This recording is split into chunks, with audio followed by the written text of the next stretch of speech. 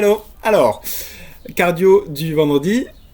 Aujourd'hui, nous allons faire un programme de cardio basé sur la course. Vous avez été nombreux pendant la semaine à me demander, oui, moi j'aimerais bien aller courir, est-ce que tu pourrais me faire un petit programme spécifique à la danse?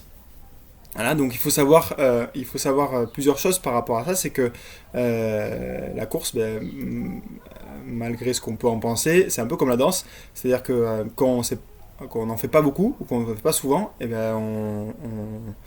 c'est pas très facile de commencer, c'est assez facile de se faire mal. Voilà. Donc aller courir 20 minutes ou une demi-heure en mode footing et tout, c'est pas forcément bon pour deux choses. La première chose, nous, ce qui nous intéresse, c'est le cardio-respiratoire. C'est sûr que si vous faites du fond, donc c'est-à-dire courir 20 minutes en mode footing et mamie, je vais rencontrer mamie, c'est pas très efficace, d'accord. Pour tout ce qui est endurance fondamentale, on commence vraiment à travailler on commence à avoir des gains à partir de 45 minutes. Voilà, ça c'est le premier point. Le deuxième point, c'est que au fur et à mesure qu'on n'a pas la musculature avec les impacts et tout, on commence à courir, on appelle ça sur les articulations, en mode passif, c'est-à-dire qu'on vient courir en tassant. Et ça, pour les os, pour les articulations, pour les ligaments, c'est pas bon. Voilà, c'est pas bon, ça engendre ça fait un impact physique qui est important, et donc du coup on se retrouve le lendemain complètement, là pour le coup pas courbaturé, mais là vraiment mal, quoi. On sent vraiment qu'on a on va au-delà des courbatures, donc on a des douleurs articulaires et tout. Voilà, ça on va l'éviter. Néanmoins, ce qu'on peut faire, c'est que on peut arriver à faire un programme dans lequel on va garder une course très dynamique, très ludique en plus, voilà, et en même temps faire en sorte de ne pas aller jusqu'à la course tassée. Voilà.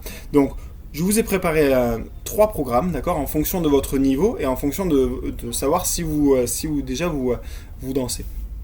Pardon, si déjà vous savez courir ou pas. Le premier programme, c'est arriver à venir faire du fractionné très court. Donc du coup, ça va faire 20 secondes de course à fond, d'accord, hein, et derrière, vous faites 10 secondes de récupération. D'accord. Et je vais vous demander de faire des blocs de 4 minutes. Donc du coup, vous allez faire 8 répétitions et je vous demande de faire 3 blocs de 4 minutes. Et donc ça, c'est vraiment pour quand on n'a pas l'habitude de courir et quand on a vraiment envie de se défouler aussi, parce que ça fait vraiment du bien. Voilà. Et vous allez voir, au niveau cardio-respiratoire, franchement, il y a difficilement mieux. Ça, c'est le premier méthode. Le deuxième, c'est de venir faire sur des danseurs qui savent un peu plus courir, donc du coup qui savent faire 5, 6, 7 km d'affilée sans problème. En gros, ça fait une demi-heure, 3 quarts d'heure.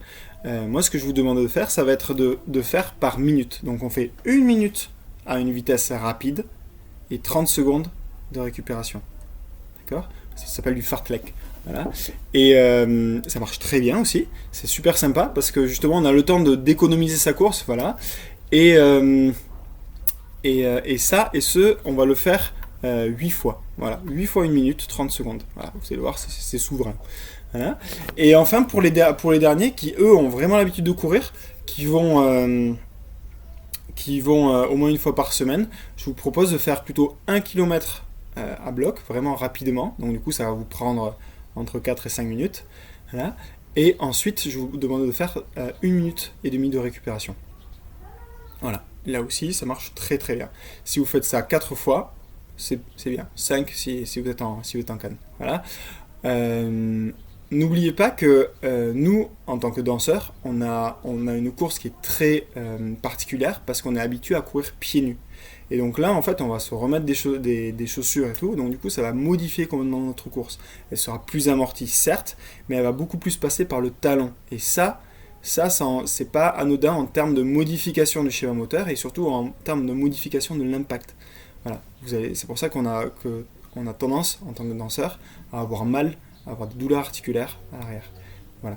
À l'arrière, après avoir couru. Voilà, je vous laisse faire ça. Vous défouler aussi, pouvoir prendre l'air également. Et je vous souhaite une bonne journée.